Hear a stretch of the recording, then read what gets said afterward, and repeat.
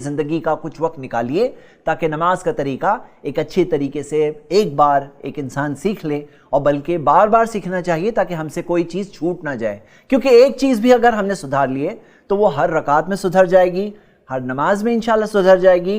क़यामत के दिन जब अल्लाह ताला के सामने हम खड़े होंगे तो हमारे आमाल नामे में, मीज़ान में, तराजू में एक बहुत बड़ा फ़र्क आ सकता है सिर्फ एक गलती सुधार कर। अब सोचिए कितनी सारी चीज़ें अल्हम्दुलिल्लाह इस प्रोग्राम में हम सीख रहे हैं। तो स्टार्ट करते हैं नमाज का तरीका मुख्तसर तरीके से। इस एपिसोड में वक्त की कमी की वजह से मैं अहादीस डिटेल में पढ़ नहीं रहा हूं, लेकिन अगर आप देखना चाहते हैं तो आप इस वीडियो को पॉज करके अपनी स्क्रीन पर हदीस देख सकते हैं इंशाल्लाह। डिटेल में सुनना चाहते हैं तो आपको वो 8 एपिसोड्स इंशाल्लाह देखनी होगी। मेरे साथ मौजूद है बिलाल भाई।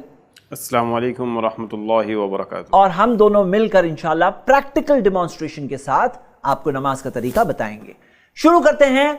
नमाज शुरू करने से पहले क्या शरायत है, कंडीशंस है, मतलब कुछ शुरूत होते हैं, कुछ कंडीशंस होते हैं, वो पूरी हो तो जाके नमाज पढ़ सकते हैं। जैसे मिसाल के तौर पे बच्चे को अगर स्कूल में दाखिला दिलाना है तो स्कूल कहेंगी कि बच्चा फलां उम्र का हुआ, फलां चीज़ जानता है कि नहीं जानता है, फलां टॉयलेट ट्रेंड है नहीं है, तब जाके वो दाखिला देते हैं। तो नमाज पढ़ने से पहले कुछ शुरूत होते हैं, कंडीशंस होते हैं। शुरू करते हैं। सबसे पहले नमाज का टाइम शुरू हुआ है कि नहीं हुआ है। नंबर 2, जिस्म पर, कपड़ों पर और नमाज की जगह पर कोई नजासत नहीं होनी चाहिए। नंबर 3, हालत वुजू में, हालत तहारत में होना चाहिए, यानी बाहर से भी कोई नजासत ना हो, अंदर भी हालत तहारत में हो। यानी कि अगर गुस्ल करना लाजिम हुआ है तो क्या आपने गुस्ल कर लिया है, और अगर वुजू टूट चुका है तो क्या आपने वुजू किया है, नहीं किया है। प्यारे नबी मोहम्मद सल्लल्लाहु अलैहि वसल्लम ने फरमाया ला तुक़बलु सलातुन बिगैरि तहूरिन, नमाज नहीं कबूल होती सिवाय तहारत की हालत में। तो तहारत की हालत में होना जरूरी है। तीसरा पॉइंट। नंबर 4, सतर कवर्ड होना लाजिम है नमाज में। मर्दों के लिए सतर क्या है, नाफ और घुटने के दरमियान में जो है वो सतर है, और हालत नमाज में कंधों का भी कवर्ड होना लाजिम है। औरतों के लिए खिमार, चादर पहनना या स्कार्फ पहनना जरूरी है, और साथ साथ में बाकी का जिस्म भी कवर्ड होना लाजिम है। 5वीं शर्त, किबला रुख होना जरूरी है। दुनिया में कहीं से भी हम नमाज पढ़ रहे हैं, हमारा रुख होगा मक्का की तरफ, मस्जिद हरम की तरफ, और कोई अगर मस्जिद हरम के अंदर अगर नमाज पढ़ रहा है तो काबे की तरफ उसका रुख होगा। पॉइंट नंबर 6, नियत होनी चाहिए नमाज की। इन्नमल आमालु बिन्नियात, आमाल का दारोमदार तो नियतों पर है। ये 6 पॉइंट्स के बाद अब हम आगे बढ़ते हैं। हम अभी हमारी नमाज शुरू करते हैं। नियत के ताल्लुक से मैं आप सबको एक बात बता दूं, नियत की जगह हमारा दिल है। नियत जो लोग जुबान से पढ़ते हैं कि मैं नियत करता हूं 4 रकात फ़र्ज ज़ुहर की नमाज की वास्ते अल्लाह के, ये नियत जुबान से पढ़ना साबित नहीं है। ना प्यारे नबी मोहम्मद सल्लल्लाहु अलैहि वसल्लम से हमें कोई सही हदीस मिलती है, बल्कि कोई ज़ईफ़ हदीस भी नहीं मिलती, और ना चारों इमामों से साबित है। तो सही बात तो यह है कि अल्लाह ताला आपकी और मेरी नियत को जानता है, आपको इस तरह से बताने की कोई ज़रूरत नहीं है। अब आप खुद सोचो कि कोई एक इंसान ज़िंदगी में कोई नेकी कर रहा है, मिसाल के तौर पे सदका दे रहा है, तो क्या वो ये कहेगा कि मैं नियत करता हूँ 10 रुपये सदका देने की वास्ते अल्लाह के, मुँह मेरा फ़लाँ मुस्तहिक की तरफ? ऐसे हम कहते तो नहीं है, हम यही समझते हैं ना कि अल्लाह जानता है। उसी तरह शुरू में जो लोग नियत पढ़ते हैं ये साबित नहीं है। डिटेल्स आप वीडियो में देख सकते हैं। ये 6 शराइत के बाद आइए, इससे पहले कि हम नमाज शुरू करें, कुछ अहम बातें देख लें। सबसे पहली बात, अगर आप टॉयलेट जाना चाहते हैं, पेशाब पाखाना के लिए जाना चाहते हैं, तो पहले फारिग हो जाइए। हदीस आप देख सकते हैं, पहले फारिग हो जाइए फिर नमाज पढ़िए। दूसरी बात, नमाज शुरू करने से पहले कोई सूतरा या कोई बैरियर, कोई आड़ अपने आगे रख दीजिए। आप इंफरादी तौर पर नमाज पढ़ रहे हैं तो, अगर आप इमाम के पीछे नमाज पढ़ रहे हैं तो इमाम का सूतरा सारे मुक्तदियों का सूतरा होता है, लेकिन इंफरादी तौर पर पढ़ रहे हैं तो कोई सूतरा रख लीजिए इंशाल्लाह। नबी सल्लल्लाहु अलैहि वसल्लम की हदीस आप देख सकते हैं। नमाज में अपने आप को टोटली फ्री कर दें, ज़हनी तौर पर भी, जिस्मी तौर पर भी। ये सोचकर पढ़िए कि आखिरी नमाज है, ये सोचकर पढ़िए कि अल्लाह ताला देख रहे हैं और सुन रहे हैं, और ये जो हम इबादत कर रहे हैं ये अल्लाह तक हमारी इबादत पहुंच रही है। नमाज की शुरुआत होती है एक रुकन से, पिलर से, और वो है तकबीर तहरीमा, अल्लाहु अकबर। जो इन्होंने हाथ उठाया इसे रफ़उल यदैन कहते हैं, हाथों को उठाना। एक हदीस में आता है हज़्व मनकिबैहि, के कंधों तक उठाया, कंधों तक, ये हो गया एक तरीका। एक हदीस में आता है हत्ता युहादिया उज़ुनैहि, यहां तक आके कानों के लेवल तक आ गए। ये दोनों साबित है, कंधों तक उठाना भी साबित है, कानों के लेवल तक उठाना भी साबित है। क्या नहीं साबित है? जो कानों की लौ को बाज लोग छूते हैं یہ ثابت نہیں ہے۔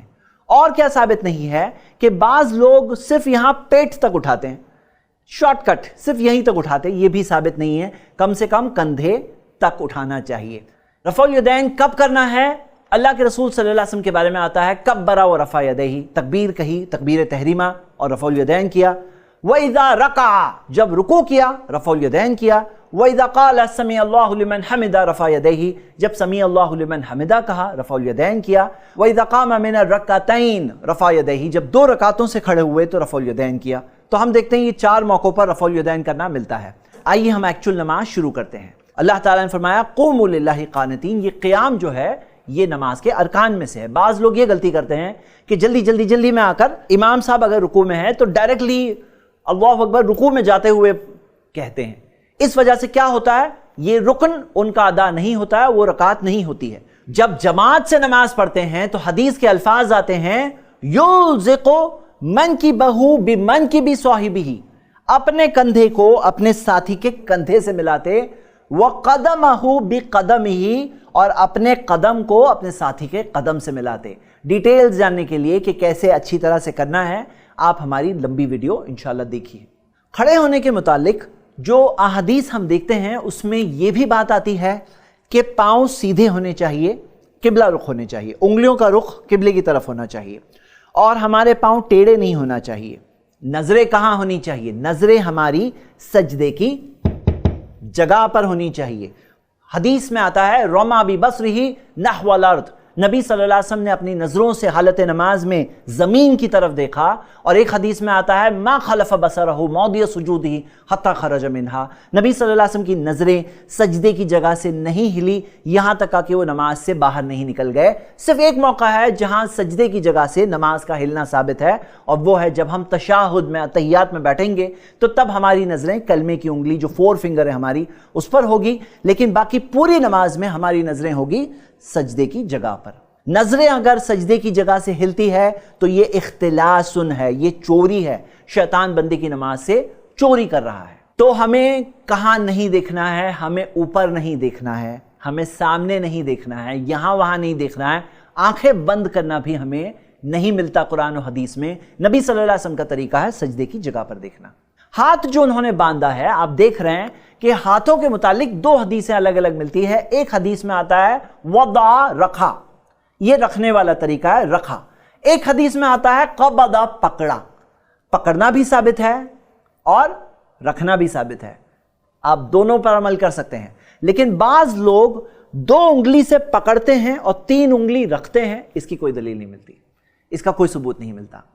باندھنے کے بعد میں ہم پڑھیں گے دعا استفتاح، حدیث آپ کی اسکرین پر ہے، صحیح بخاری کی حدیث ہے، اللہم باعد بینی و بین خطایا، اے اللہ دوری پیدا کر دے مجھ میں اور میری خطاؤں میں، کما بات بین المشرق والمغرب، اے اللہ دوری پیدا کر دے مجھ میں اور میری خطاؤں میں، جتنی دوری ہے اللہ تو نے مشرق اور مغرب کے درمیان میں رکھی ہے۔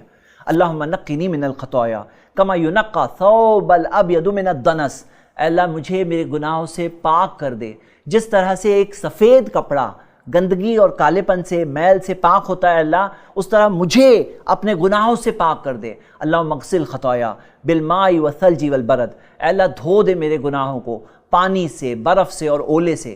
تو یہ ایک دعا ہے جس کے اندر ہم نماز کی شروعات کرتے ہیں، اور یہ دعا میں ایک بہت پیارا سا میسج ہے۔ ایک اور دعا جو ثابت ہے اللہ اکبر کبیرہ والحمدللہ کثیرہ وسبحان اللہ بکرۃ واصیلہ، اور وہ دعا بھی ثابت ہے جو بہت سارے لوگ پڑھتے ہیں عمر رضی اللہ عنہ سے، سبحانک اللہم وبحمدک وتبارک اسمک وتعالی جدک ولا الہ غیرک۔ اس کے بعد ہم کیا کہیں گے؟ اعوذ باللہ من الشیطان الرجیم، بسم اللہ الرحمن الرحیم، اور پھر پڑھیں گے ہم سورۃ الفاتحہ، چاہے آپ اکیلے نماز پڑھ رہے ہیں چاہے آپ امام کے پیچھے نماز پڑھ رہے ہیں، کیونکہ نبی صلی اللہ علیہ وسلم نے صحابہ کو یہ بھی سکھایا کہ جب تم امام کے پیچھے ہو لا تفعلوا الا بفاتحۃ الکتاب، امام کے پیچھے مت تلاوت کرو سوائے سورۃ الفاتحہ کے، فإنہ لا صلاۃ لمن لم یقرأ بها، کیونکہ جو سورۃ الفاتحہ نہ پڑھے اس کی تو نماز ہی نہیں ہوتی۔ سورۃ الفاتحہ پڑھنے کے بعد ہم کیا کریں؟ نبی صلی اللہ علیہ وسلم کا عمل ہمیں ملتا ہے وَإِذَا قَرَأَ وَلَا الضَّالِّينَ، جب نبی صلی اللہ علیہ وسلم وَلَا الضَّالِّينَ کہتے قَالَ آمین، اس کے بعد آمین کہتے، وَرَفَعَ بِهَا صَوْتَهُ، اور نبی صلی اللہ علیہ وسلم کی آواز بلند ہوتی۔